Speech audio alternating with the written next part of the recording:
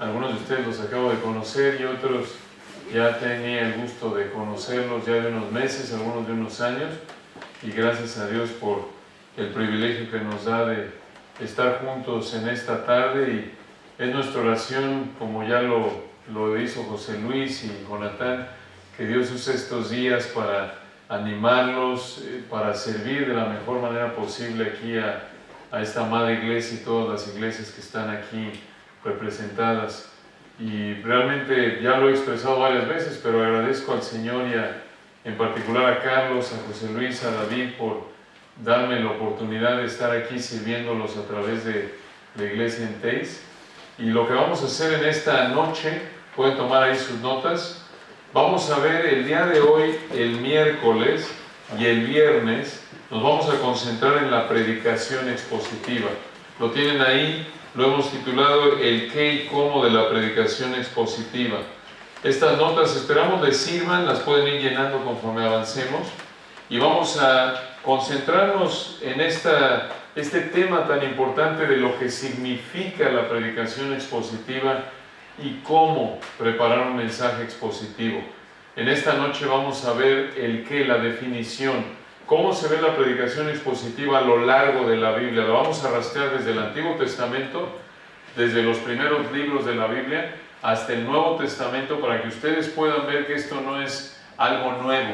Esto tiene literalmente miles de años de existencia, y esta es la predicación. Cuando la Biblia habla de predicación, a esto se refiere. Vamos a explicarlo en un momento a detalle.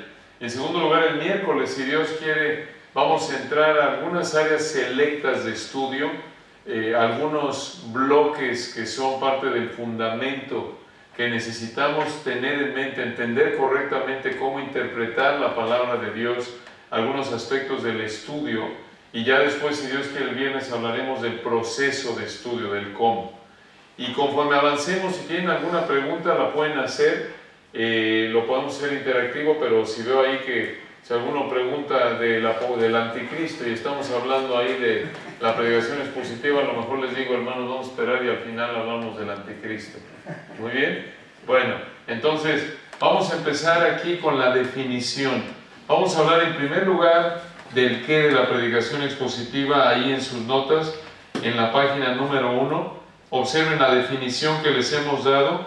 Realmente les aclaro aquí un punto importante. No hay un versículo en la Biblia que te diga, esta es la predicación expositiva. Se deduce, vamos a decirlo así, es algo inductivo. Vemos por la manera en la que se predica en la Biblia, llegamos a formular esta definición.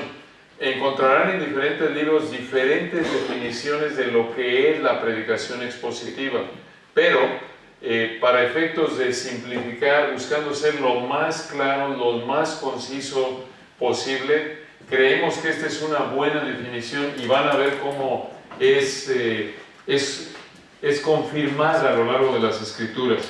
La predicación expositiva, lo pueden ver ahí en la página 1, explica lo que el autor original quiso que su audiencia original entendiera y después la aplica a la audiencia contemporánea.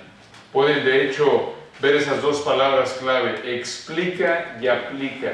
Al hablar de explicar, estamos hablando también de leer, tratando de simplificar esto, dicho de una manera simple. La predicación expositiva lee, explica y aplica, ¿qué cosa? El texto bíblico. Cuando hablamos de explicar, es implícito que se lee. Sin embargo, si queremos ser aún más específicos, la predicación expositiva lee, explica y aplica el texto bíblico. Ahora, una aclaración muy importante. La palabra expositiva no aparece en la Biblia en sí, pero la usamos para efectos de identificación. ¿Qué quiere decir eso? En la actualidad hay diferentes tipos de predicación. Por ejemplo, la predicación textual toma un texto, y probablemente la han oído y están familiarizados con esta, lee un texto de la Biblia y empieza a hablar de cualquier otra cosa que no tenga nada que ver con el texto. A lo mejor tiene algo que ver con el texto, pero no explica lo que ese texto lo que el Espíritu de Dios le quiso decir a la audiencia original a través de ese texto. Hay otro tipo de predicación que se puede llamar temática o tópica, en donde el predicador, el maestro, toma, digamos, una concordancia y ve todo lo que dice, versículos que dicen del amor, ¿no es cierto? Y puede ser, empezar con Génesis 22, toma ahora tu hijo, Isaac, tu único Isaac, a quien amas. Y luego sigue a lo largo de la Biblia y busca amor, y Juan 3:16, de tal manera amó Dios al mundo, y empieza ahí a hacer toda una explicación en base a las diferentes referencias al amor, pero no considera qué es lo que el Espíritu Santo le quiso decir a la audiencia original. ¿Se dan cuenta? Y aquí hay un problema. Algunos dirán, bueno, son estilos. No, no son estilos. Es un problema serio por esto. Porque el Espíritu de Dios quiso alcanzar un propósito, tenía una intención específica en mente cuando escribió cierto pasaje de las Escrituras. No podemos tomar un texto y hacer que diga lo que nosotros queremos.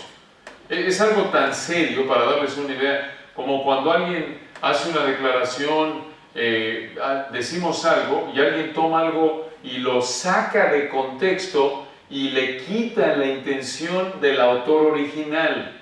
¿Se dan cuenta? Es algo tan serio y probablemente este es un ejemplo que dirán, oye, está un poco exagerado, pero no lo es. Esto es para que entiendamos, que comprendamos que cuando no entiendes, cuando no buscas interpretar la palabra de Dios, buscando entender qué es lo que el autor original quiso decirle a la audiencia original, pierdes el significado.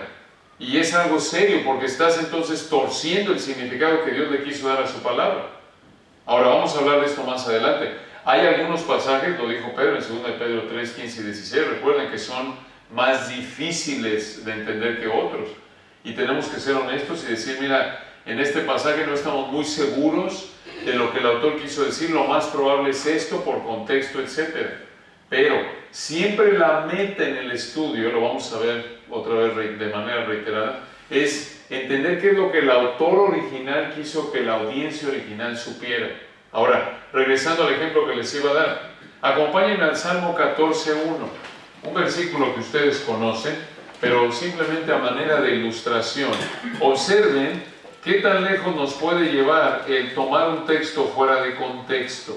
Salmo 14, versículo 1, y recuerden que aquí el salmista está hablando de la perversidad del ser humano. Salmo 14, y noten aquí habla de la corrupción humana. Noten el Salmo 14:1, al músico principal, Salmo de David, dice el necio en su corazón, no hay Dios, se han corrompido, hacen obras abominables, no hay quien haga el bien. Está hablando del necio, ¿no es cierto? Pero si lo sacas de contexto, podrás decir con la mano en la cintura, y yo sé que esto es obvio, pero puedes decir, oye, la Biblia dice que no hay Dios, ¿lo dice o no? Sí, ahí está, ¿no es cierto? Pero obviamente es una afirmación fuera de contexto, porque dice el necio en su corazón, no hay Dios. ¿Se dan cuenta? Entonces, no puedo aislar un texto de su contexto. Y otra vez, no solo de su... Aquí este es un ejemplo del contexto textual. Cuando hablamos de contexto es lo que va con el texto, qué viene antes y después del texto bíblico que estamos estudiando. ¿Se dan cuenta? Pero así como no lo puedes aislar de su contexto, llamémosle textual, de su contexto literario, no lo puedes aislar tampoco de su contexto histórico. Imposible. Necesitas entender qué era lo que el autor estaba pensando, acercarnos lo más que podamos, cuando expresó esto. ¿Cuál era la manera en la que las palabras se usaban en ese entonces? ¿Cómo entendían las palabras en esa época? Las palabras no se usan igual en toda época y en toda cultura, ¿no es cierto? Aún aquí en España hay palabras seguramente que se usan en la actualidad que no se usaban antes, ¿no es cierto? Aún a nivel mundial. ¿A poco teníamos hace 30 años la palabra, voy a googlear Twitter? Googlearlo, métete al internet, voy a navegar por la internet. ¿Qué es eso, navegar? Navegar en el océano, ¿no es cierto? ¿Cómo que navegar? ¿Se dan cuenta? Ya sé, hay muchas frases que tenemos que, si las sacas de su contexto histórico, no las vas a entender. Imposible. Necesitas entender la historia, la cultura, cómo se usaban las palabras en ese entonces. Entonces, predicación expositiva, recuerden, es una manera de identificar el tipo de predicación realmente que se enseña en la Biblia. Y lo vamos a probar, lo vamos a mostrar. No crean que aquí esto se le ocurrió nada más a Martin Lloyd-Jones hace unas décadas.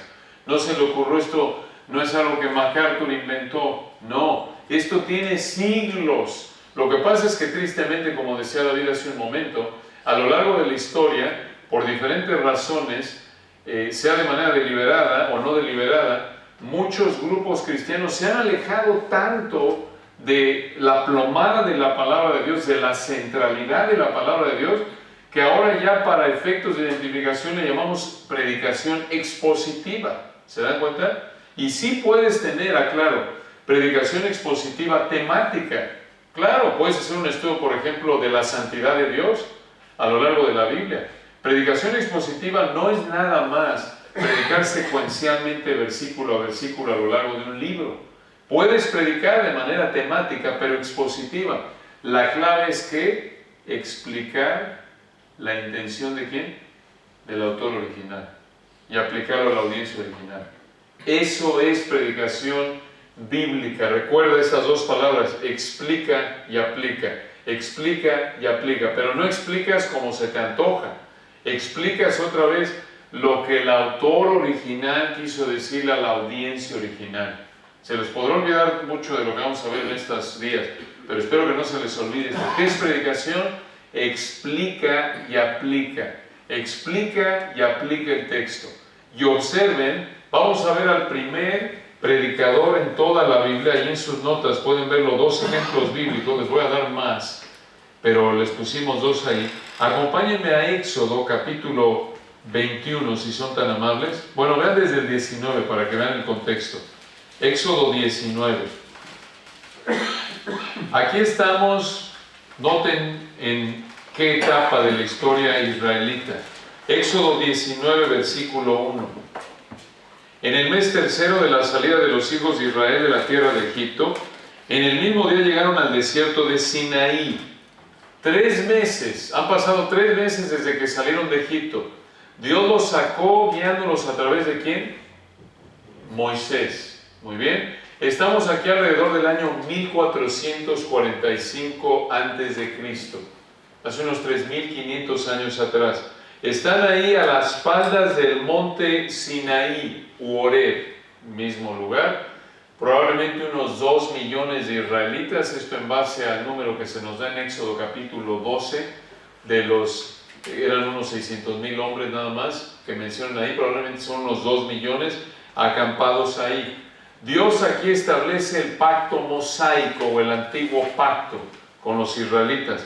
Y el pacto es este, versículo 5. Ahora pues, si diereis oído a mi voz y guardareis mi pacto, vosotros seréis mi especial tesoro sobre todos los pueblos, porque mía es toda la tierra, y vosotros me seréis un reino de sacerdotes y gente santa. Estas son las palabras que dirás a los hijos de Israel. El pacto es este. Dios les dice, si ustedes guardan los mandatos que yo les doy, entonces van a disfrutar de estos privilegios. ¿Y cuál es el pacto? ¿En qué consistía el pacto? ¿Qué tenían que guardar? Capítulo 20. Encontramos lo que llamamos los ¿qué?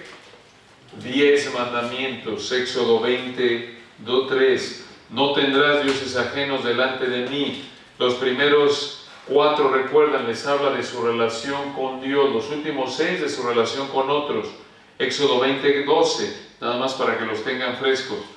Honra a tu padre y a tu madre. Versículo 13. No matarás. 14. No cometerás adulterio. No hurtarás. No hablarás contra tu prójimo falso testimonio. No codiciarás. Estos son los 10 mandamientos. Este es el pacto condensado. Ahora, observen cómo Dios, y encontramos que el primer, vamos a decirlo así, el primer predicador en la Biblia, el primer predicador expositivo es Dios mismo. ¿Por qué? Porque lo que va a hacer Dios a continuación en los capítulos 21, 22 y 23 es que va a tomar los 10 mandamientos y los va a aplicar a la vida cotidiana de los israelitas. ¿Cómo lo sabemos? Obsérvenlo en Éxodo 21:1. Estas son las leyes que les propondrás. Y recuerden, el contexto es el mismo. Dios sigue hablando aquí a través de Moisés a Israel, y ahora en el 21, 22, 23 no les dan nuevas leyes en el sentido de que no están relacionados con los 10 mandamientos, sino que va a expandir, va a ampliar los 10 mandamientos. De manera implícita los entendían. Ahora les va a explicar lo que significaban en el sentido de cómo se aplicaban a la vida cotidiana. Obsérvenlo. Versículo, y podríamos ver varios, nada más una muestra por razones de tiempo. Versículo 15, Éxodo 21:15. El que hiriere a su padre o a su madre morirá. Ahora, esta es una expansión y aplicación de qué mandamiento que acabamos de leer. Claro, del 20:12, honra a tu padre y a tu madre. Una forma de deshonra era herir al padre y a la madre, y el castigo era la muerte. Noten ahí el versículo 16, siguiente versículo, Éxodo 21:16. Asimismo, el que robare a una persona y la vendiere, secuestro, si fuera hallada en sus manos, morirá. ¿Qué mandato está expandiendo aquí? De los 10 mandamientos. No hurtarás, correcto. ¿Se dan cuenta? Y lo mismo sigue a lo largo de estos mandamientos. Es una expansión. Noten, reitera el versículo 17. Igualmente el que maldijera a su padre o a su madre morirá. Otra vez es una expansión y aplicación de ¿qué mandato? Del honra a tu padre y a tu madre. ¿Se dan cuenta? Pueden ver, por ejemplo, ahí en el capítulo 22, pueden ver, de nuevo, podemos ver varios. En el capítulo 22, noten lo que dice, versículo 16. Si alguno engañara a una doncella que no fuere desposada y durmiere con ella, deberá dotarla y tomarla por mujer. Si su padre no quisiere dársela, él le pesará plata conforme a la dote de las vírgenes. ¿Qué mandato es ese? Si alguno se acostaba, ¿qué violaba ese mandato de acostarse con alguien que no era su mujer? Adulterio, claro, el adulterio. ¿Se dan cuenta? Entonces, desde diferentes ángulos aquí Dios está expandiendo los mandamientos y aplicándolos a diferentes áreas de la vida israelita. Vean esto otra vez, explica, aplica. Y ahora vean a Moisés siguiendo esta misma línea de enseñanza en el libro de Deuteronomio. Acompáñenme a Deuteronomio capítulo 1. Aquí ya pasaron unos 40 años. ¿Se acuerdan? Esto los años por número. Entonces, ya la audiencia es diferente.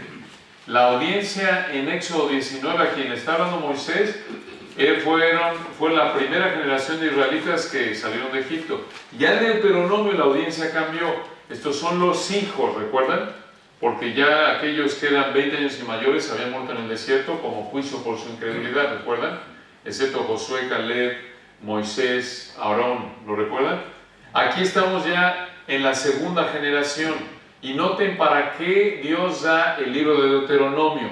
Capítulo 1, versículo 5.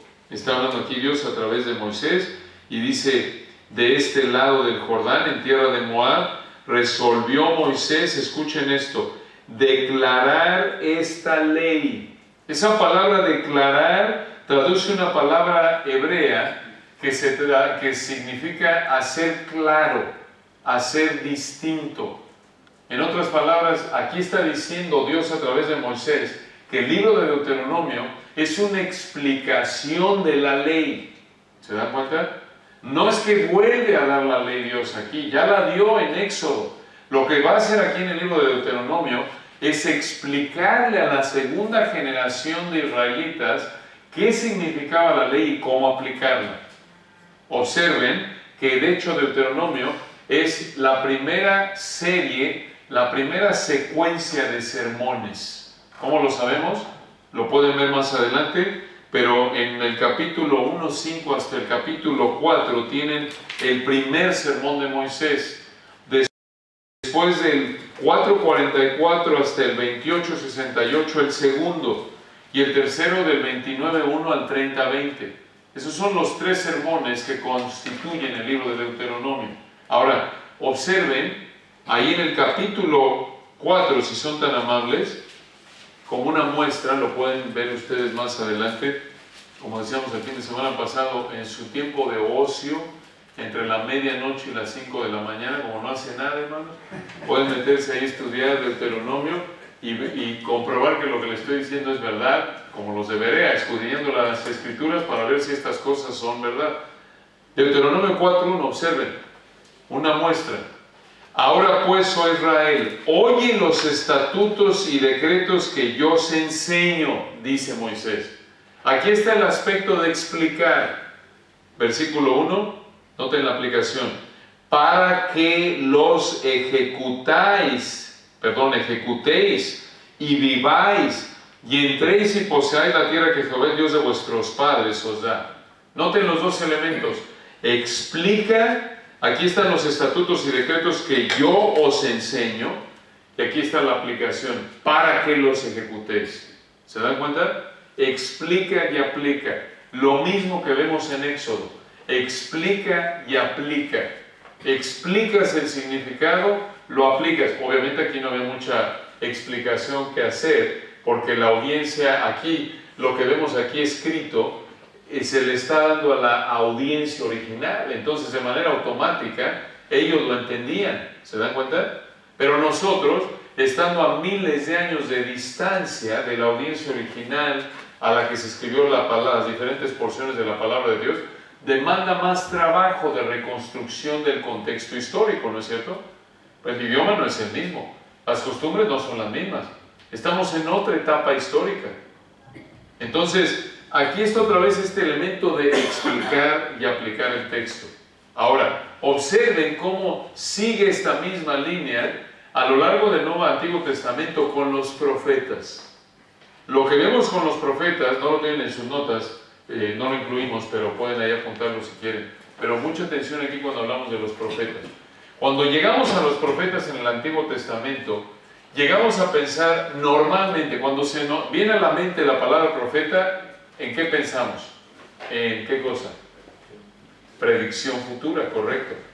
Pero algo que es muy importante de entender, y de nuevo lo pueden comprobar en su tiempo de ocio en la madrugada, en sus madrugadas libres, es esto.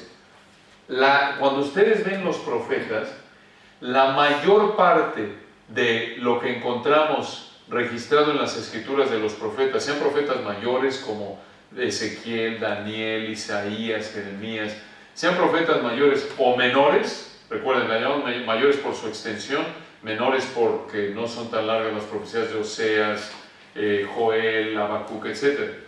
Sea cual sea, mayor o menor, proporcionalmente hablando, la mayor cantidad de lo que escribieron los profetas es proclamación, no es predicción futura.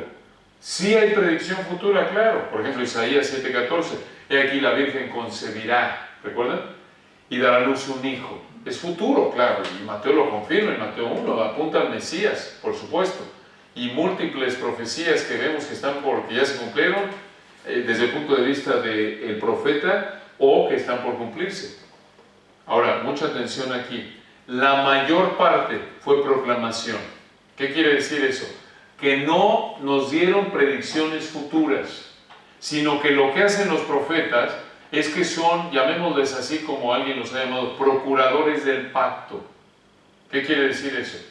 Continuamente y de manera otra vez en la mayoría de sus escritos, los profetas en el Antiguo Testamento están llamando a Israel a que regresen a cumplir ¿qué cosa? El pacto. Que obedezcan. ¿Se dan cuenta? Ese es el ministerio primordial de los profetas en el Antiguo Testamento. Es llamar a Israel otra vez a que cumplan el pacto mosaico. La ley. Recuerden, la ley condensada son los 10 mandamientos. En términos generales, abarcaría de Éxodo 19 hasta Deuteronomio. En general, la ley, cuando dice, por ejemplo, Josué en Josué 1:8, nunca se apartará de tu boca este libro de ¿qué?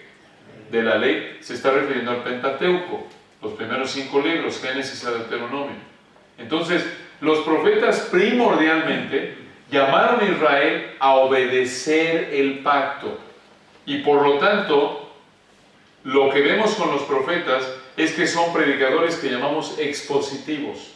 Son predicadores que explicaban a la gente, oye, aquí hay un problema, te saliste de la línea, de manera implícita está ahí la explicación. Dios dijo esto y señores, ustedes israelitas no lo están guardando. Ahí está la explicación y obvio viene la aplicación. Regresen, arrepiéntanse. Ahora, de nuevo, por motivos de tiempo no lo vamos a ver en todos lados, en los profetas, pero una muestra de esto sí la vamos a ver. Véanlo en Malaquías, si son tan amables de acompañarme ahí, al libro de Malaquías. Observen el capítulo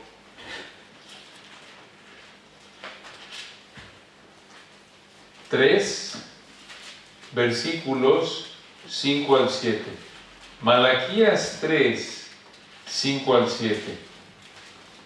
Observen esto, hermanos, muy importante entenderlo. Malaquías 3, versículos 5 al 7. Por cierto, mantengan su dedo en Malaquías y regresen a Éxodo, les hubiera dicho que se quedaran ahí. Quiero que vean el paralelo. Vayan a Éxodo 22. Éxodo 22. Y vamos a estar en el versículo 18.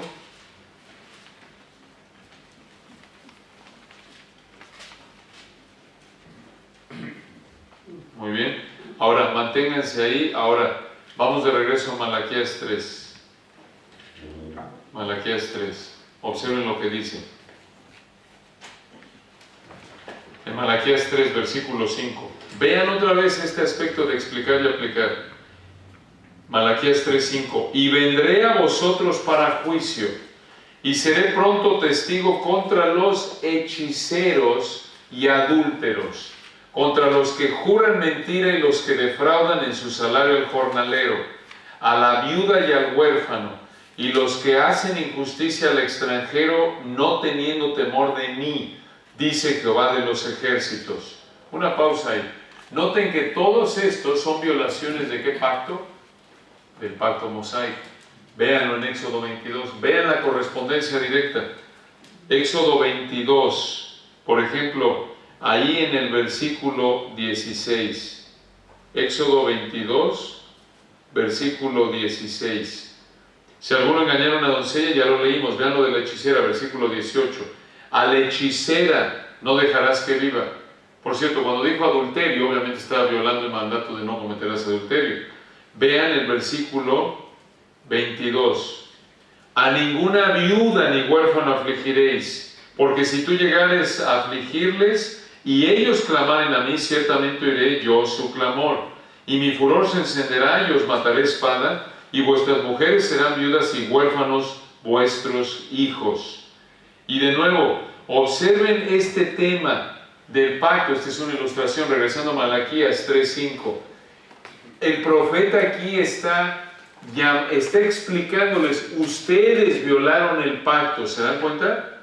Y se va a quedar con las manos cruzadas ahora el profeta. No solo hay explicación, ahora vean la aplicación, versículo 6. Malaquías 3:6. Porque yo Jehová no cambio, por esto, hijos de Jacob, no habéis sido consumidos. Versículo 7. Desde los días de vuestros padres os habéis apartado de mis leyes, no las guardasteis. Aquí está la condena, la denuncia. Implícito está la explicación. Ustedes violaron la ley, ¿se dan cuenta? Y la implicación aquí es que ellos sabían, los israelitas sabían que tenían que guardarla. Aquí hay un aspecto de explicación. Y aquí viene la aplicación, versículo 7. Volveos a mí, yo me volveré a vosotros.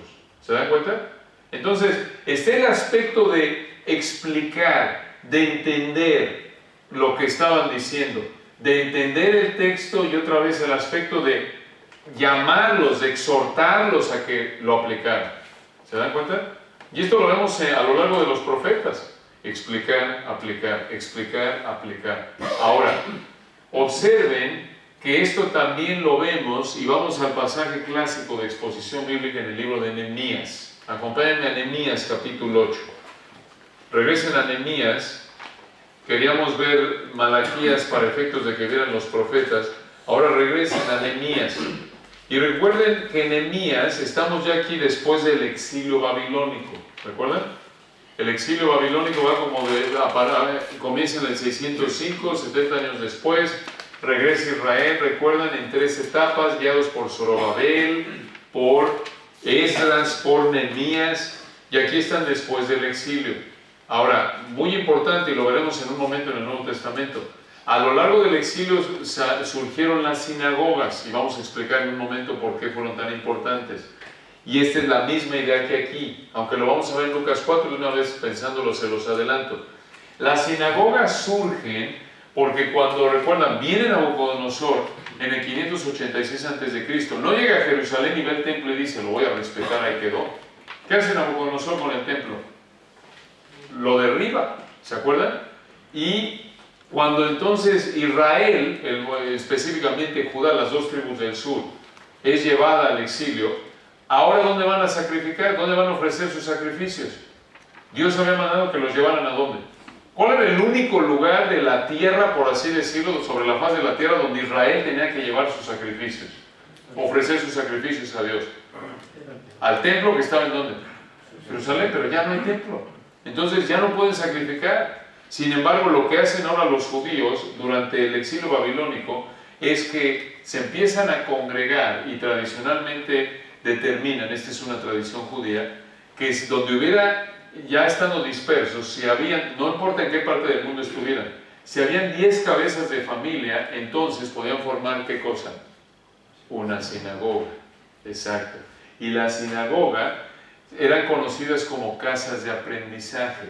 Recuerden, nunca tuvieron la intención, aún en la actualidad, cuando ustedes ven una sinagoga, ahí no se ofrecen sacrificios, porque los sacrificios, un judío que se busca pegar al Antiguo Testamento, sabe que solo hay un lugar en la tierra donde debían ofrecerse. ¿Qué es dónde? Jerusalén, pero ¿en dónde? En un templo, que no lo tiene en la actualidad, ya lo sabemos.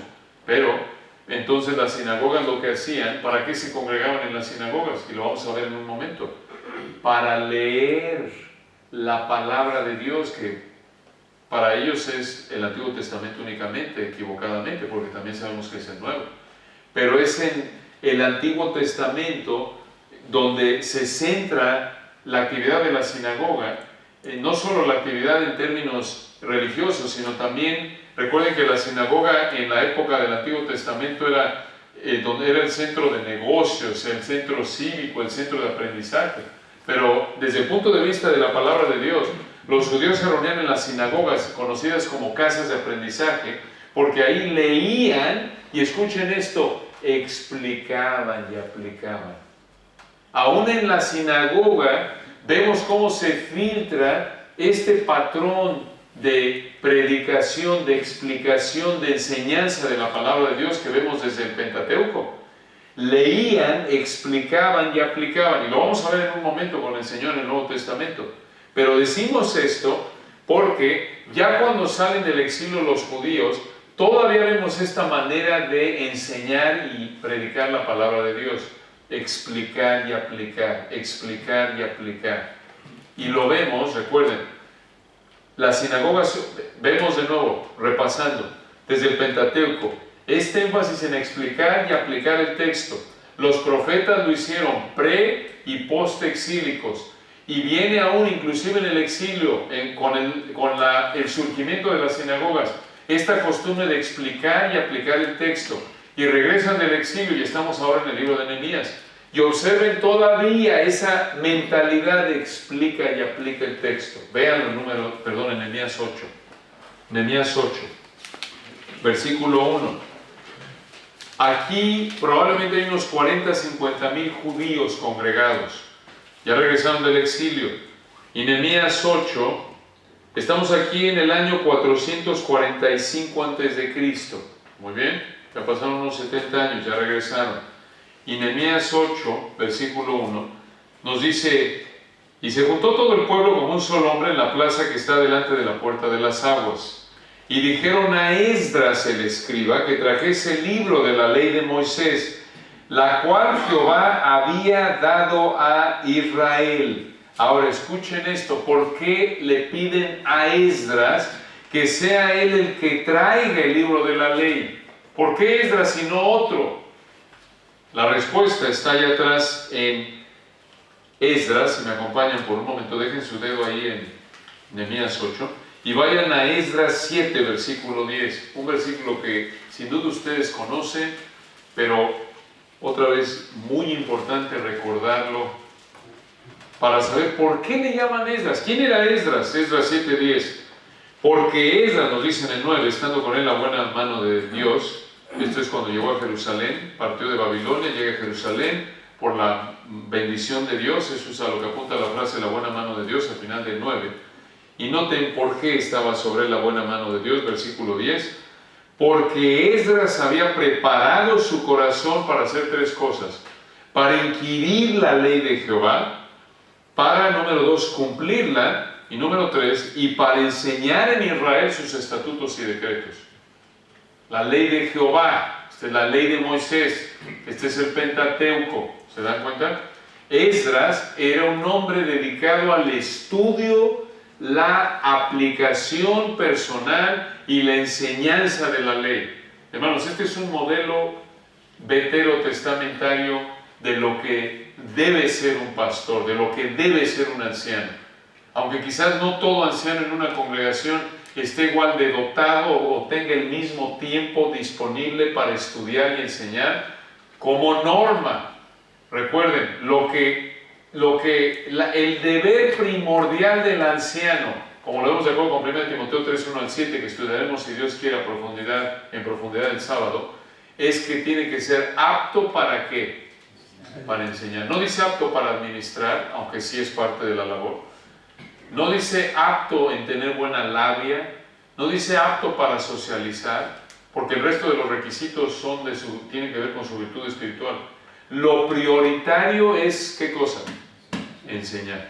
Y recuerden, lo vemos desde el punto de vista de la metáfora, hay varias, pero la metáfora del pastor ovejas en el Nuevo Testamento, ¿recuerdan? Cuando dice 1 Pedro 5, apacentar o alimentar la grey de Dios. ¿Qué quiere decir alimentar a las ovejas? Es una metáfora para decir, enséñales, ¿qué cosa? La palabra. ¿Se dan cuenta? Y Esdras es un modelo de esto en términos antiguos testamentarios. Obvio, no es un pastor en términos del Nuevo Testamento, pero es un modelo.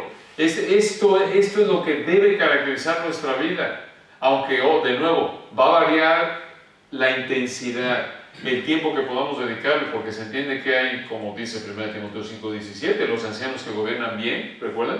Sean tenidos por dignos de doble honor, mayormente o especialmente los que trabajan en predicar y enseñar. Hay algunos que tienen más tiempo para predicar y enseñar, otros no. Sin embargo, todos son aptos para enseñar, 1 Timoteo 3:2. Y esto es lo que debe caracterizarnos como Esdras. Porque de nuevo, hermanos, si no somos como Esdras, todo lo que estamos estudiando no lo vamos a poder hacer. Tienes que ser un hombre que está dedicado al estudio, aplicación y enseñanza de la palabra. Y esa enseñanza consiste en explicar y aplicar. De nuevo, conforme a tu capacidad, no todos entendemos somos el apóstol Pablo, no todos somos Lloyd Jones, no todos somos Spurgeon, no todos somos MacArthur, etc. Pero si Dios te ha llamado a ser anciano, vas a ser apto para enseñar, vas a tener la capacidad de poder entender la palabra y explicarla de tal manera que los hermanos la entiendan y no solo sepan lo que significa, sino también cómo aplicarla a su vida. Y entonces, por eso, regresando a Nehemías 8, versículo 1, le llaman a Esdras, le llaman al hombre correcto, a un hombre que, recuerden, un hombre que sabía lo que significaba la palabra, la vivía, porque había determinado, había escogido, él había preparado su corazón para inquirir, para aplicar y para enseñar. Y entonces le llaman, versículo 2, de nuevo son unos 40,000 personas, 50,000 aquí, versículo 2, y el sacerdote Esdras trajo la ley delante de la congregación, así de hombres como de mujeres, y escuchen esto, y de todos los que podían entender. El primer día del mes séptimo. Esa frase es muy importante en este capítulo. Se repite varias veces a lo largo del texto. Véanla en el 3 otra vez.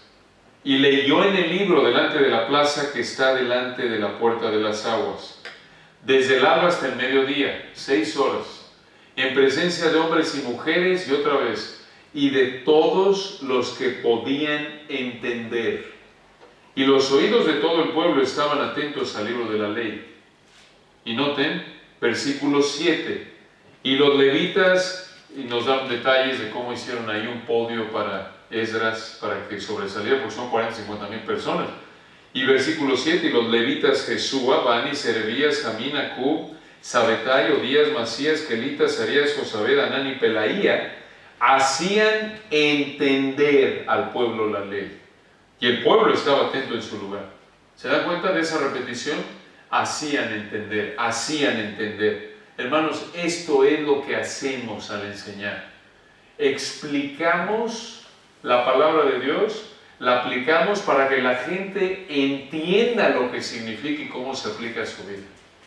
Esto es vital. Noten, hermanos, que no dice hacían sentir al pueblo la ley. ¿Se dan cuenta? No. Lo prioritario, noten, esto apunta de manera implícita a la facultad de razonamiento. La enseñanza es una actividad primordialmente cognitiva, el aprendizaje, ¿no es cierto? Esto es muy importante de entender, hermanos. Noten qué contraste con la manera tan triste que se ve en tantos círculos cristianos y pseudocristianos de pensar que la enseñanza es primordialmente algo motivacional. No, es algo cognitivo. No estamos diciendo que está mal si eres apasionado, hay un lugar para eso, claro, pero otra vez empieza por la mente. La mente es la facultad primordial por la que nos relacionamos con Dios. Hermanos, recuerden, si Dios quisiera que nos relacionáramos con Él mediante sentimientos nada más, podría estar hablándonos continuamente como lo hizo en ciertas épocas a ciertas personas a lo largo de la época de revelación, mediante visiones, ¿no es cierto?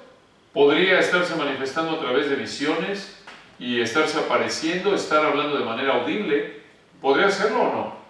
Claro que podría, nada más que he escogido ya no hacerlo. Ya lo hizo durante la época de la revelación de su palabra y ya no hay necesidad de eso porque la Biblia ya está completa.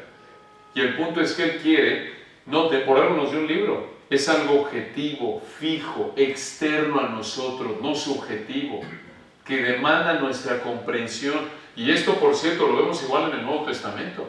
La palabra de Cristo mora en abundancia en vosotros. No dice la voz de Cristo, las sensaciones, los sentimientos de Cristo, sino que la palabra objetiva, fija, demanda primordialmente el involucramiento de nuestra facultad mental de razonamiento. ¿Se dan cuenta?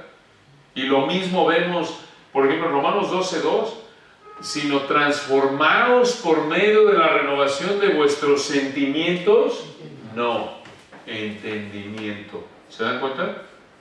Y lo mismo en Efesios 4, renovaos en el espíritu de vuestro ¿qué? Entendimiento. ¿Se dan cuenta? Continuamente el énfasis es ese. Entender, hacer entender. Versículo 8, véanlo. Continúa ahora un punto de explicación aquí. ¿Por qué le hablan a Esdras en el versículo 2 y por qué los levitas también hacen entender en el 7? ¿Tomaban turnos? No. Lo más probable es que Esdras es el maestro principal y estos hombres están regados ahí, están entre las decenas de miles de personas que están ahí. Lo más probable es que Esdras predica y los otros funcionan a manera de altavoces, repitiendo lo que estaba diciendo Esdras. Y vean lo que hacía en versículo 8. Este es el versículo corona, por así decirlo, de lo que es la enseñanza en el Antiguo Testamento. Nehemías 8:8. Y leían en el libro de la ley de Dios claramente, y escuchen, no es solo lectura, sino también mucha atención, y ponían el sentido. ¿Qué quiere decir eso? Significa, como esta es una audiencia que hablaba arameo como su primer idioma, porque recuerden que regresaron del exilio y ya el hebreo lo habían perdido. El idioma de los negocios en ese entonces era el arameo, particularmente en el contexto histórico en el que están. De hecho, recuerden que por eso el libro de Daniel, estando en el exilio, y el libro de Esther, las únicas dos porciones del Antiguo Testamento que no se escribieron en hebreo, ¿en qué se escribieron? En arameo. Entonces, ellos hablaban arameo, la audiencia que está aquí, Entonces, el poner el sentido aquí implicaba que la ley, ¿en qué había sido, en qué idioma inspiró Dios la ley? En hebreo. Entonces, aquí Esdras y los levitas están traduciendo del hebreo al arameo y también está aquí explicándoles lo que significaba la ley. Eso es lo que significa la frase poner el sentido. Dándole el sentido en América, es creo que dice, ¿no? Daban el sentido. ¿Y para qué? Noten ustedes, ¿era para mostrar su erudición Esdras y los levitas? ¿Era para exaltarse a sí mismos? Versículo 8 al final, ahí está. De modo que entendiesen. Hermano, esa debe ser nuestra meta conforme explicamos y predicamos. Ser tan claros que si el hermano quiere o la persona en la banca no quiere obedecer la palabra de Dios, no quiere someterse, es porque ha escogido rechazar la palabra de Dios, pero no porque le quedó duda de lo que significa. ¿Se dan cuenta? O no porque le quedó duda de cómo aplicarlo. Tenemos que ser claros. Ese es un objetivo, esa es una virtud en la enseñanza, en la predicación. Claros, no claros como el lodo, claros como el agua, transparentes. No como ustedes han oído de Cantinflas, ¿no es cierto? Mario Moreno Cantinflas, este actor mexicano. Recuerdan, si han visto alguna película de él, han oído de él. Es una sátira del mexicano. Porque en México somos conocidos porque somos como Cantinflas. Decimos mucho y no decimos nada. Esa es la idea. Y de hecho tenemos el verbo cantinflear. No cantinfles, dime a qué vas, vete al punto, no le des vueltas al asunto. Y así es. Aquí en la predicación y la enseñanza el cantinfleo es anatema. No podemos cantinflear. No decir mucho. Ya uno decir, aún en la política, así son, no mucha retórica y dicen mucho. Los políticos así son en México, no sé aquí en España, pero hablan y no van al grano, al punto claro. ¿Qué quiere decir? No, tenemos que ser tan claros que la gente pueda entender. De hecho, hermanos, si podemos resumir lo que es el proceso de estudio y lo que es la predicación, es que tú como pastor o como maestro de estudio de la palabra de Dios, sea un estudio bíblico en casa, sea el domingo en la mañana, sea una escuela dominical, tú estudias la palabra con la meta de entender la intención del autor original. ¿Qué quiso decir el autor original a la audiencia original?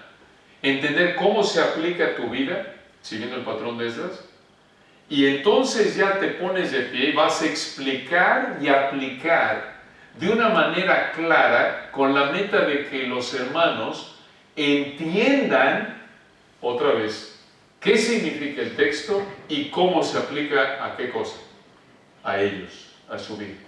Ese es el proceso. ¿Se dan cuenta? Tú te sientas para entender qué significa, cómo se aplica y luego te pones de pie para explicar y aplicar el texto para que el hermano entienda qué significa el texto y cómo se aplica a su vida. Y hermanos, noten, esto es, en primer lugar, esto empieza en el púlpito, en segundo lugar, en cualquier estudio bíblico de la iglesia, aún con los niños, en la escuela dominical, este debe ser el mismo patrón, no nada más pararnos a darles ahí, a hablar de Daniel en el foso de los leones, como si fuera una fábula, qué bonito, ya con el velcro ahí, o con ¿cómo se llama? El flanelógrafo, o lo que sea. No es nada más como si fuera una fábula. Le explica lo que significa, obvio, a su nivel, en palabras que entiende, pero igual le tienes que hablar del Dios soberano que controló los dioses, como si le hablaras a un adulto, le desempacas las verdades bíblicas, estás instruyendo al niño, al joven, igual le explicas, le aplicas el texto a su nivel, claro, pero es lo mismo, explicas, aplicas, y obviamente oras porque Dios abra el entendimiento. Pero esto es, noten, el mismo patrón desde la ley, a lo largo de los profetas, y viene en la sinagoga, lo vamos a ver en un momento, lo vemos aquí, y observen de nuevo el versículo 9, este énfasis en entender. Y Nehemías el gobernador y el sacerdote Esdras, escriba, y los levitas que hacían entender al pueblo, dijeron a todo el pueblo, día santo es a Jehová nuestro Dios. No os entristezcáis ni lloréis, porque todo el pueblo lloraba oyendo las palabras de la ley. ¿Qué es esto? Esto es aplicación implícita. Explicaron en el versículo 8 De tal manera que entendieron en el versículo 8 la audiencia, pero entendieron de una manera tan clara, y la aplicación fue tan clara que dijeron, estaban llorando. ¿Por qué? Porque se dieron cuenta que no habían guardado las palabras de la ley. Y observen ahí en el versículo 12, otra vez el énfasis en entender. Y todo el pueblo se fue a comer y a beber, y a obsequiar porciones, y a gozar de grande alegría, porque habían entendido las palabras que les habían enseñado. Y otra vez en el 13, al día siguiente se reunieron los cabezas de las familias de todo el pueblo, sacerdotes y levitas, a Esdras el escriba, para entender las palabras de la ley. Hermanos, noten qué verdad. Hermanos, que venga la gente a sus iglesias porque sepan, quiero ir ahí porque quiero entender la palabra de Dios. Esa debe ser la razón, el imán primordial, la razón primordial por la que alguien debe venir a la iglesia. Esto es el criterio número 1 de búsqueda en una iglesia. Cuando alguien te pregunte, ¿qué es lo que debo buscar en una iglesia? ¿Dónde te explican mejor la Biblia? ¿Dónde es donde mejor puedes entender qué significa el texto y cómo se aplica a tu vida? Esa es la prioridad. ¿Se dan cuenta? Eso es lo que exalta a Dios. Que hablamos de oír la voz de Dios, muy bien, vas a oír la voz de Dios en la interpretación correcta de su palabra. Eso es prioritario. Obvio, la alabanza es importante, claro, todo aspecto del ministerio de adoración, pero todo se desprende ¿de qué? De un entendimiento y aplicación correctas de la palabra de Dios, ¿no es cierto? Todo ministerio de jóvenes, todo campamento, todo retiro, ministerio de niños, de adultos jóvenes, de adultos, de matrimonios, de ministerio de música, ministerio, cualquier aspecto de servicio, todo está anclado en un entendimiento correcto de la palabra de Dios, ¿no es cierto? Eso es lo prioritario. Nos congregamos en un sentido los domingos, cada vez que nos congregamos a estudiar la palabra de Dios, a adorar a Dios, claro, adoramos a Dios, pero la manera primordial en la que la adoramos es escuchando a Dios, aún como predicador. En un sentido te estás sentando a los pies de Dios cuando estás explicando la palabra, porque lo que estás buscando hacer es solo explicar el texto y aplicarlo. Eres solo un conducto, ¿no es cierto? Un instrumento, como oraban hace un momento. No venimos a dar nuestras opiniones. Entonces, lo más importante es que venimos a oír la voz de Dios a través, no se hagan ideas aquí místicas y que algo, una voz o algo subjetivo, místico, no. Es simplemente, cuando alguien dice, oye, es que quiero oír la voz de Dios, muy bien. ¿Sabes cómo oye la voz de Dios? Entendiendo su palabra, así se oye. Y no es que le entiendes y ya empiezas a oír vocecitas en tu mente, no, a lo mejor estás desvelado si eso pasa, no. La voz de Dios en la actualidad se oye al entender, no se oye de manera audible. Esto es obvio, no te van a hablar como en el Sinaí, ¿verdad? No. La voz de Dios está ahí registrada, grabada en su palabra, en un libro, y es la Biblia. Y la voz de Dios no es nada más leer un versículo, porque igual te vienen los testigos de Jehová y te leen un versículo, o como dije ahorita, no hay Dios, la Biblia dice no hay Dios. Esa no es la voz de Dios. Dios no habla a través de eso, Dios habla a través de la interpretación correcta de su palabra. No, porque recuerden, hay impostores, y aún en el día de Pablo, ¿recuerdan? 2 Corintios 4:2, hay gente que medra falsificando la palabra de Dios. Hay gente que, como dice Pedro en 2 Pedro 3:15 y 16, los indoctos e inconstantes tuercen las escrituras, los escritos de Pablo y las otras escrituras. ¿Esa es la voz de Dios? No es, la voz de Dios no es tomar la palabra de Dios y torcerla. ¿Cómo habla Dios? A través de la interpretación correcta de su palabra. Y la única interpretación correcta es la que entiende la intención del autor original. Lo que Dios le quiso decir a la audiencia original. No importa si yo viví o tú viviste o lo que significa, entre comillas, para ti o para mí, no. ¿Qué quiso decirle Dios a la audiencia original? Esa es la interpretación correcta. Y ahora sí podemos hablar de diferentes aplicaciones. ¿Se dan cuenta? Pero el punto aquí que estamos viendo en Esdras, en Nehemías otra vez, es este patrón, ¿se dan cuenta? De explicar y aplicar. Explicar el texto, aplicar el texto. Ahora, vayan al Nuevo Testamento y acompáñenme a Lucas 4. Y vean este mismo patrón, Lucas 4. Lucas 4, versículo 16. Observen aquí, hermanos, a el Señor Jesucristo siguiendo este patrón que les dije de las sinagogas. Recuerden lo que hablamos, que las sinagogas surgen en el exilio y permanecen, y todavía en la época del Señor, aunque hay templo, recuerden, está en pie el templo de Herodes, todavía existen las sinagogas. Y de hecho el Señor iba continuamente a la sinagoga. Vean, en Lucas 4, 16, vino a Nazaret. Por cierto, noten entre paréntesis, la soberanía de Dios en su providencia, cómo permite que las sinagogas surjan en el exilio. Y en el versículo 14, Jesús volvió en el poder del Espíritu, en Lucas 4:14, a Galilea, y se difundió su fama por toda la tierra de alrededor. Y en el 15, y enseñaba ¿en dónde? En las sinagogas. Porque la costumbre era que si había un rabino que estaba de visita, se le invitaba a enseñar. Y noten, hermanos, cómo Dios en su providencia preparó, y permitió que se surgieran las sinagogas. Y cuando llegue el Señor Jesucristo, el primer lugar al que va es ¿a dónde? Sinagogas. Y en los viajes misioneros de Pablo, ¿a dónde iba Pablo cuando llegaba primero? Sinagogas. ¿Y qué hizo Pablo en las sinagogas? Predicaba el Evangelio. Pero noten otra vez el mismo patrón de explicar y aplicar. Versículo 16. Vino a Nazaret, donde se había criado, y en el día de reposo entró en la sinagoga conforme a su costumbre y se levantó a leer. Y se le dio el libro del profeta Isaías. Y habiendo abierto el libro, halló el lugar donde estaba escrito. Habría sido un rollo en ese entonces. Recuerdan, no tenía cada uno su copia como nosotros tenemos este privilegio. En ese entonces sacaban el rollo que estaba ahí guardado. Y versículo 18, lee Isaías 61, 1 y 2. El Espíritu del Señor está sobre mí, por cuanto me ha ungido para dar buenas nuevas a los pobres. Me ha enviado a sanar a los quebrantados de corazón, a pregonar libertad a los cautivos y vista a los ciegos, a poner en libertad a los oprimidos, a predicar el año agradable del Señor. Ahora deténganse ahí.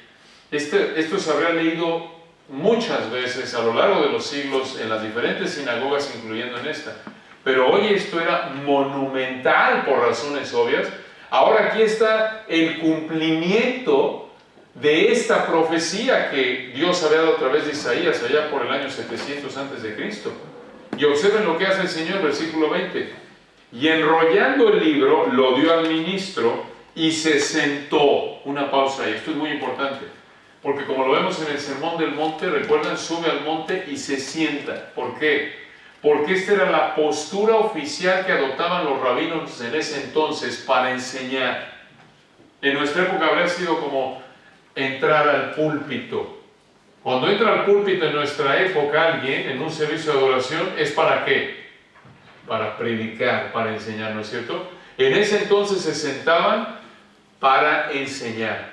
Y esto es importante de entender, porque esa es la razón por la que versículo 20 nos dice: enrollando el libro lo dio al ministro y se sentó, y los ojos de todos en la sinagoga estaban fijos en él. Esto es, estaban esperando ahora la explicación, la exposición. Ya lo leyó, y ahora viene la explicación. Versículo 21. Y comenzó a decirles, aquí está la explicación: hoy se ha cumplido esta escritura delante de vosotros. Y la implicación es que si el Espíritu del Señor estaba sobre él, versículos 18 y 19, si este es el Mesías, la implicación es que ellos debían que recibirlo, ¿no es cierto? Creer en él.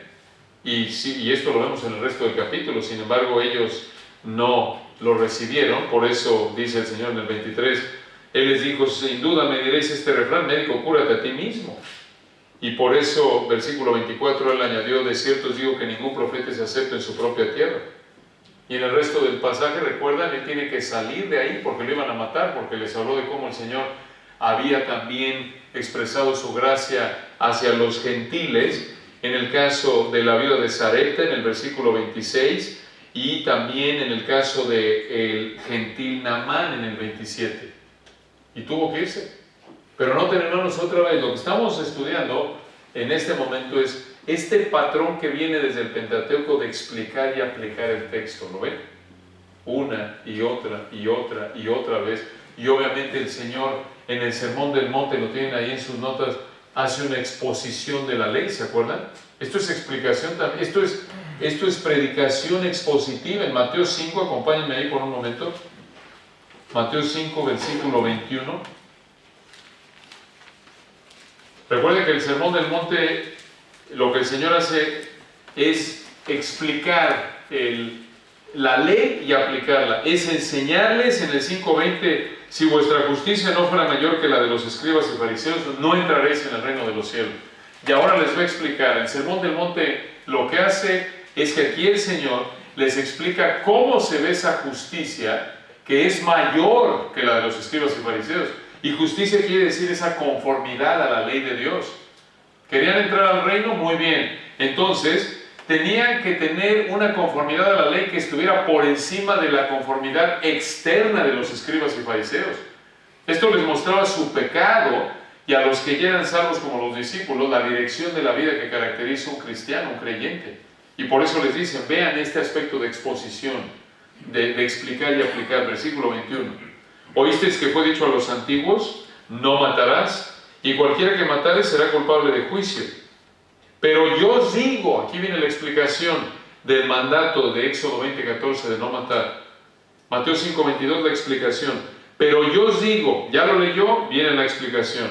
5:22, pero yo os digo que cualquiera que se enoje contra su hermano será culpable de juicio. Y cualquiera que diga necio a su hermano será culpable ante el concilio. Y cualquiera que le diga fatuo quedará expuesto al infierno de fuego. ¿Notan la explicación? La explicación es, matar no solo significa cometer homicidio, sino tener la actitud que está atrás del homicidio, que es el odio. Entonces, el texto en el 21, 22 lo explica, y observen ahora cómo lo aplica, versículo 23. Por tanto, si traes tu ofrenda al altar y allí te acuerdas de que tu hermano tiene algo contra ti, versículo 24, deja allí tu ofrenda delante del altar y anda, reconcíliate primero con tu hermano, y entonces ven y presenta tu ofrenda. Ahora observen, mismo patrón, un ejemplo más aquí, versículo 27. Oísteis que fue dicho, no cometerás adulterio. Este es Éxodo 20:14, el pasado fue Éxodo 20:3. Ahí está el mandato, lee el texto. Ahora lo explica, versículo 28. Pero yo os digo que cualquiera que mira a una mujer para codiciarla, ya adulteró con ella en su corazón. El adulterio no es solo el acto externo, sino también el deseo interno. Y ahora viene la aplicación. Versículo 29. Por tanto, debido a que el adulterio no solo es el acto externo, sino también el deseo interno, por tanto, versículo 29, si tu ojo derecho te es ocasión de caer, sácalo y échalo de ti, pues mejor te es que se pierda uno de tus miembros y no que todo tu cuerpo sea echado al infierno. Esto es, enfrenta drásticamente el pecado. Debido a que el adulterio es algo externo e interno, evita cualquier cosa que te lleve a pecar. Está hablando en lenguaje figurado. Entonces, otra vez vean esto, la predicación es explicar y aplicar, explicar y aplicar. Y allí en Marcos, vean otro ejemplo de esto. Marcos capítulo 1, Marcos 1 versículo 14. Y aquí hay algo vital de entender, hermanos. Observen, Marcos 1, 14. Observen aquí cómo el evangelismo, escuchen, el evangelismo es lo que llamamos, evangelizar es predicación expositiva. ¿Por qué? Porque cuando evangelizas, explicas al pecador su necesidad de venir a Dios con una fe arrepentida para el perdón de pecados y le explicas que es un pecador, le explicas que Dios dice que es un pecador, le explicas que va camino al infierno si no se arrepiente y le aplicas el evangelio llamándolo al arrepentimiento y a la fe. ¿No es cierto? Esto es lo que hace el Señor aquí, obsérvenlo. Marcos 1, versículo 14. Después que Juan fue encarcelado, Jesús vino a Galilea predicando el evangelio del reino de Dios. ¿Cómo predicaba Jesús? Lo que llamamos exposición. Obsérvenlo, explicar y aplicar, versículo 15. Así era como predicaba, diciendo, el tiempo se ha cumplido. ¿De qué? De que se cumplieran las profecías que apuntaban al Mesías en el Antiguo Testamento. Es la hora en que el Señor envió al Mesías. El tiempo se ha cumplido y el reino de Dios se ha acercado. ¿Por qué? Porque el rey estaba ahí. Esta es la explicación. Recuerden el contexto, versículo 14, él está predicando el Evangelio. ¿Cómo predicaba? Explicó: el tiempo se ha cumplido y el reino de Dios se ha acercado. Y escuchen, arrepentíos y creed en el Evangelio. ¿Qué es eso? Aplicación. ¿Se dan cuenta? ¿Notan el mismo patrón a lo largo de las Escrituras?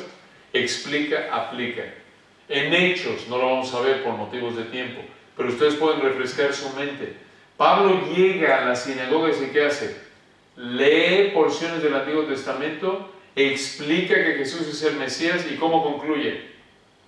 Arrepiéntanse, crean. ¿No es cierto? Fíjense, hermanos, qué pena, cómo nos hemos apartado, como es el lema de esta conferencia que me encanta, de la centralidad de la palabra de Dios. En el evangelismo predicamos expositivamente. Explicas las verdades del Evangelio, explicas al pecador que es pecador, que va camino al infierno, pero que Dios ha provisto un Salvador en Cristo, que vivió una vida perfecta y que murió para pagar el castigo del pecado y que resucitó mostrando que el Padre quedó satisfecho con el sacrificio del Hijo. Explicamos y luego aplicamos. Por eso arrepiéntete y cree. ¿No es cierto? Porque si no te arrepientes, si Dios te quita la vida y terminas en el infierno. ¿No es cierto? Allí está. Pero tantos cristianos, tantos púlpitos, tantos pastores que hacen esto, pensando lo mejor correctamente, llegan a la iglesia y a la hora de abrir la palabra de Dios, no explican ni aplican, ¿no es cierto? Sino que se vuelve nada más una lectura de un texto y empiezan ahí con ilustraciones, anécdotas, algún chiste, alguna meditación, pero no están explicando y aplicando. ¿Se dan cuenta? Y al nivel más elemental, otra vez, el evangelismo en sí es predicación expositiva. Y esto no es opcional, esto es un mandato. Y reitero, no es otro tipo de predicación. Esto es lo que Dios espera de nosotros. De cualquiera que se pone de pie o se sienta a enseñar o predicar la palabra, explicar y aplicar. Explicar y aplicar. Obviamente, cuando hay enseñanza, normalmente nos cargamos más a la explicación, menos a la aplicación. Y cuando hay predicación, es explicación, pero también hay que aplicación, si hacemos una distinción, ¿no? Que como lo enseña el Nuevo Testamento. La enseñanza es más impartir información, ¿no? El contenido, sin enfatizar tanto la aplicación, aunque puede estar implícita. Pero la predicación es explicar y aplicar. Explicar y aplicar. ¿Y por qué decimos que es un mandato? Vayan a la primera de Timoteo. Y estamos aquí ya terminando con dos referencias más para terminar con esta definición. Primera de Timoteo 4:13. Aquí estamos ya han pasado varios años después de Lucas. Y en primera de Timoteo estamos allá por el 62 al 64. En primera de Timoteo 4, entre el 62 y el 64, Pablo le escribe a su discípulo Timoteo. Recuerdan, está en Éfeso, lo dejó ahí Pablo encargado de la congregación en Éfeso, y le dice en 1 Timoteo 4, versículo 13. Obviamente esto es para Timoteo en primer lugar, pero esto se aplica en segundo lugar para todos aquellos que como Timoteo tienen la responsabilidad de pastorear a una iglesia. Y le dice Pablo a Timoteo en el 4:13, 1 Timoteo, entre tanto que voy, ocúpate, escuchen esto, en la lectura. Una pausa ahí. Recuerden el contexto histórico. ¿Qué tiene en mente aquí Pablo?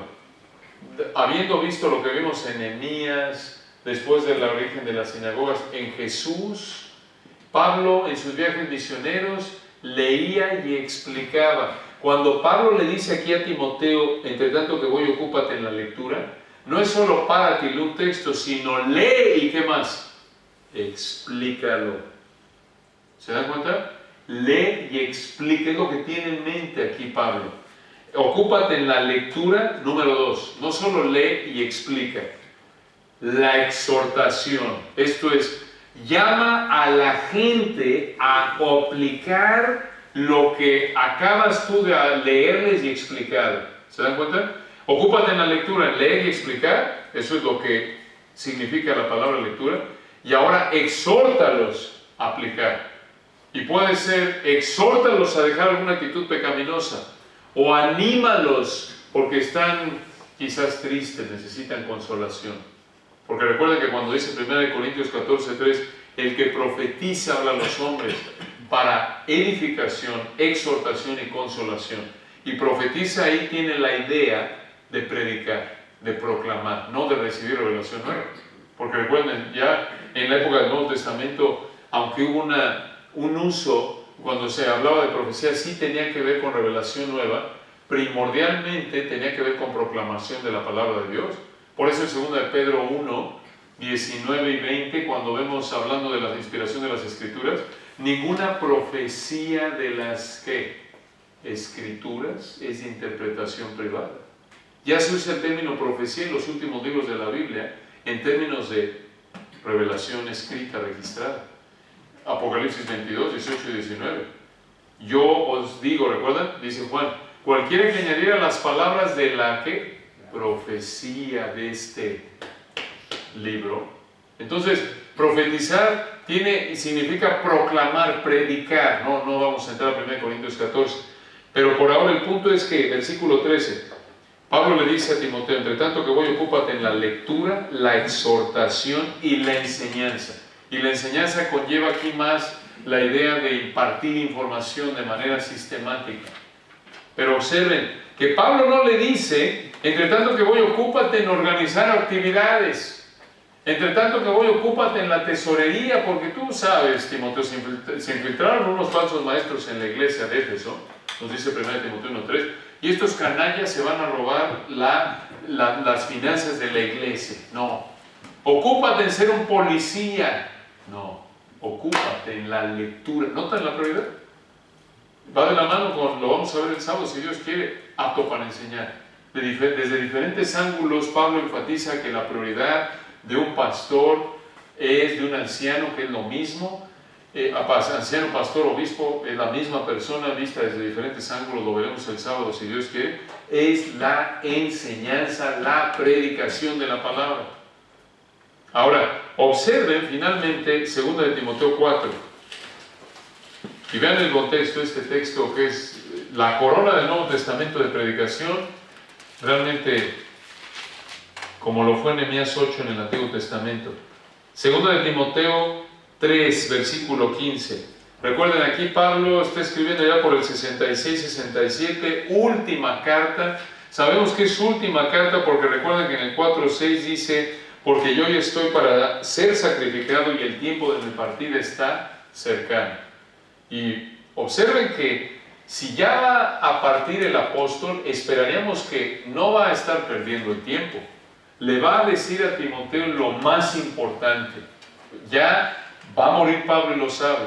Es como alguien que está ya en el lecho de muerte y te llama para hablar contigo por última vez, un ser querido, por ejemplo, o aún un compañero de ministerio. No es para decirte una tontería, ¿no es cierto?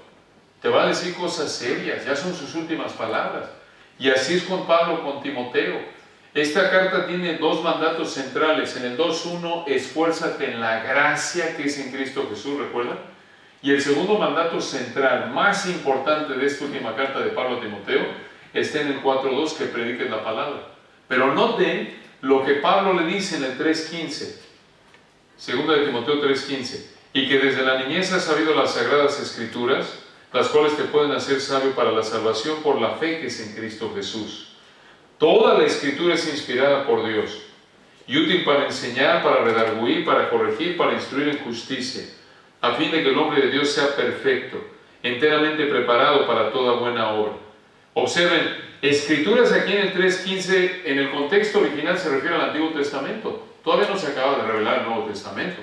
Aquí estamos entre el 66 y 67, y todavía Juan va a escribir ya por el 96, ¿se acuerdan? Todavía no se ha acabado de escribir. Dice alguno aquí, bueno, entonces solo predicamos el Antiguo. No, porque conforme se estaba revelando progresivamente el Nuevo Testamento, también era considerado escrituras. ¿Cómo lo sabemos? Vayan allá atrás a 1 Timoteo 5:17, regresamos aquí en un momento. 1 Timoteo 5:18, perdón.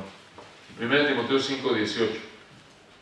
Dice, pues la Escritura dice, no pondrás bozal al buey que trilla. Y esta es una cita de Deuteronomio 25. Y digno es el obrero de su salario. Cita de Mateo y Lucas. ¿Se dan cuenta? ¿Qué está haciendo aquí Pablo? La Escritura dice y cita Deuteronomio y luego cita los Evangelios. ¿Qué es esto? Pablo veía el Nuevo Testamento al mismo nivel que el Antiguo Testamento. Entonces, regresando a segunda de Timoteo 3, 15 y 16, la Escritura sí en ese contexto es Antiguo Testamento, pero también por implicación, mirando hacia el futuro, ya en la época de Pablo la Escritura ya también incluía el Nuevo Testamento, que en ese entonces no se había acabado de escribir, pero ya para el 96 con Apocalipsis ya se había concluido. Habiéndole dicho esto Pablo a Timoteo, esta Escritura inspirada le dice en el 4:1: te encarezco delante de Dios y del Señor Jesucristo, que juzgará a los vivos y a los muertos en su manifestación y en su reino. En otras palabras le dice, te mando delante de Dios, te recuerdo que tu vida y ministerio se vive en la presencia de Dios y del Señor Jesucristo. ¿Por qué? ¿Por qué un recordatorio tan fuerte para Timoteo? Esto es muy fuerte. ¿Por qué? Por la importancia del mandato que está por darle, versículo 2. Que prediques, ¿qué cosa? La palabra. ¿Qué palabra, Pablo? La que Dios usa, versículo 17, para que el hombre de Dios sea perfecto. ¿Qué palabra es esa, Pablo? 3:16. Toda la Escritura que es inspirada por Dios y es útil para enseñar, redarguir, corregir, instruir en justicia.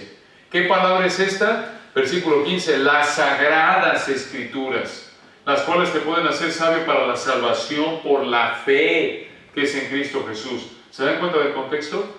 Esa palabra que tenía que predicar Timoteo era las Sagradas Escrituras 3:15, toda la Escritura 3:16. Esa palabra que es un mandato tan importante de cumplir, que debemos recordar que Dios nos está viendo, le vamos a dar cuentas a Él, de acuerdo con el 4:1, y esa palabra, noten en el 4:2, se tiene que predicar. Pablo le dice a Timoteo que estés a tiempo y fuera de tiempo, esto es todo el tiempo. Redarguye, reprende, exhorta, noten, con toda paciencia y doctrina. Tienes que ser paciente. Hay un aspecto ahí de amor, hay un aspecto de compasión. Pero noten otra vez, cuando Pablo le dice a Timoteo, predica la palabra, a la luz de todo lo que hemos visto desde el Decálogo, a lo largo de los profetas, el exilio, Nehemías, el patrón de las sinagogas con Jesús, Pablo en Hechos, 1 Timoteo 4:13, cuando Pablo le dice predica, está pensando explica y ¿qué? Aplica. ¿Se dan cuenta? Explica y aplica. Y hermanos, esta predicación, que es la predicación que enseña la Biblia, no es popular. Yo les pregunto, ¿abundan en la actualidad en España y en el mundo, por cualquier lugar, abundan los púlpitos que explican y aplican la Biblia? No. ¿Sabes por qué? Versículo 3.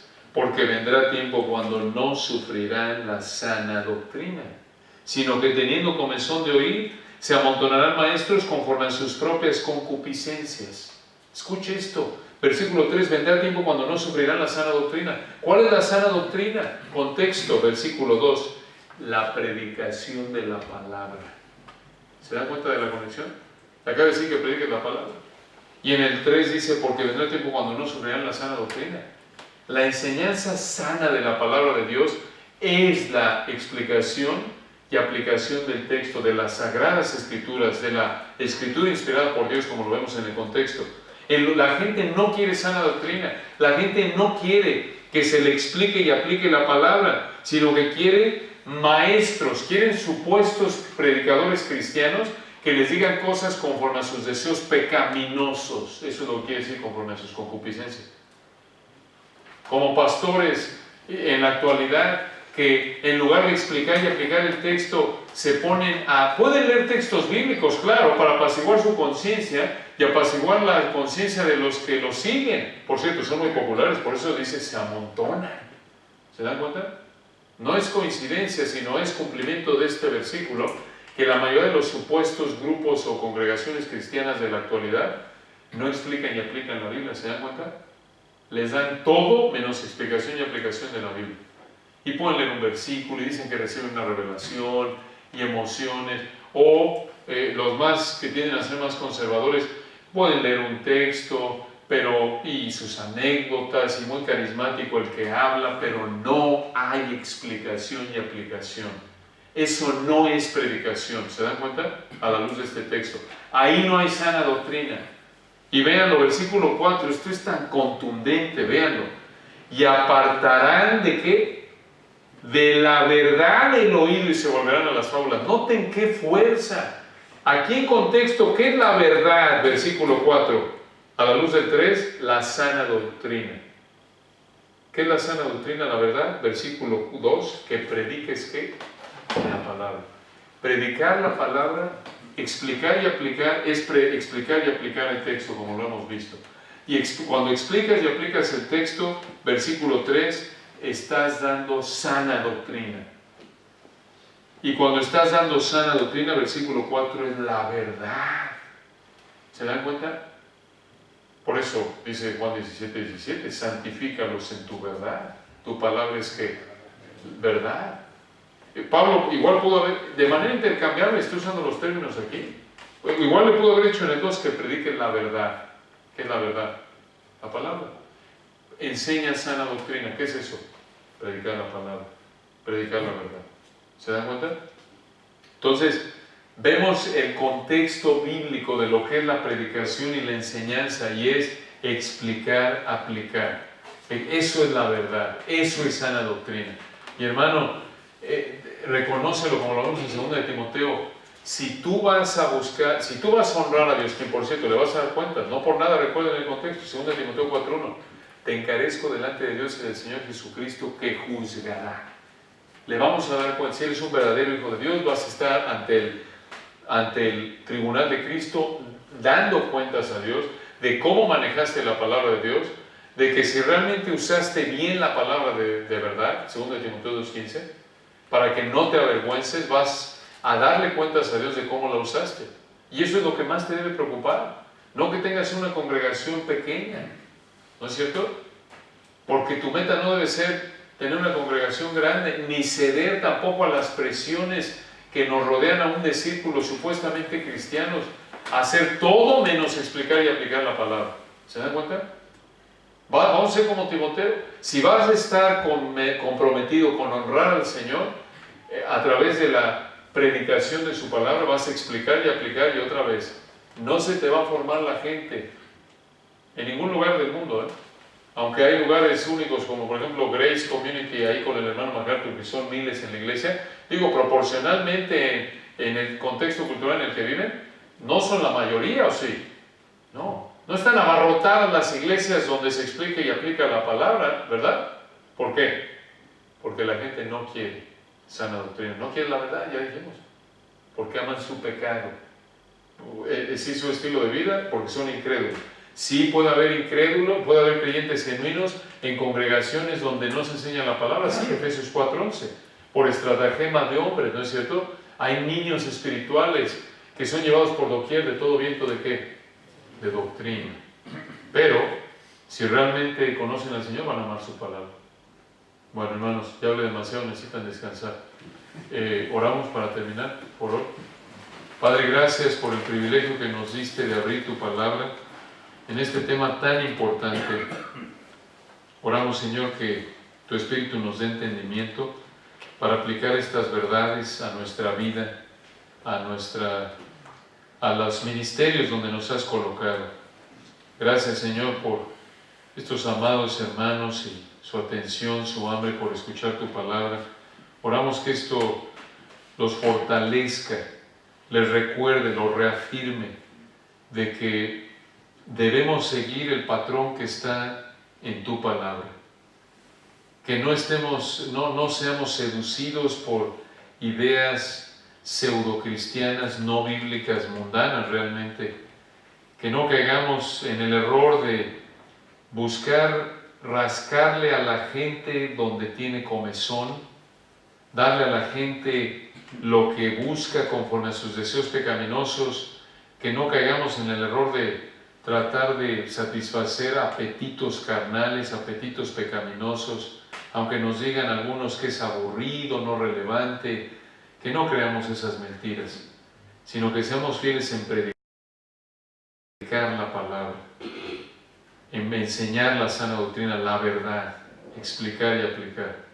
Gracias, Señor, por estos amados hermanos y las congregaciones que representan, y oramos que los sigas usando para diseminar esta palabra preciada para tu gloria, para que muchos puedan escuchar el verdadero evangelio y que tú uses tu palabra para que puedas liberarlos de la esclavitud a Satanás, al error, a su pecado, y puedan conocer la libertad y el gozo de ser tus hijos, ser ciudadanos en tu reino y pertenecer a congregaciones donde se les nutra, donde puedan realmente escucharte a ti hablar mediante la explicación y aplicación correctas de tu palabra.